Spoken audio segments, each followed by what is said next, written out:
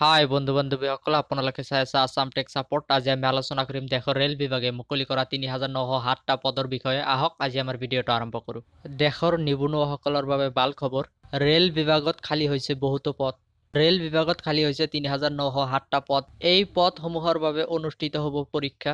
এই পদৰ বাবে শিক্ষাগত অৰ্হতা ১০ম শ্ৰেণী হ'ব লাগিব। অৰ্থাৎ এই পদসমূহৰ বাবে এপ্লাই কৰিবলৈ আপুনি মেট্ৰিক পৰীক্ষা পাছ কৰিব লাগিব। মেট্ৰিক পাছ কৰা সকলো ল'ৰা ছোৱালীয়ে এই পদসমূহৰ বাবে এপ্লাই কৰিব পাৰিব। অনলাইন মাধ্যমেৰে কৰিব লাগিব আবেদন। অৰ্থাৎ আপুনি এই পদসমূহৰ বাবে এপ্লাই কৰিবলৈ অনলাইন মাধ্যমেৰে এপ্লাই কৰিব লাগিব। এই পদসমূহৰ বাবে বয়সৰ সময়সীমা ১৫ পৰা ২৪ বছৰৰ ভিতৰত হ'ব লাগিব।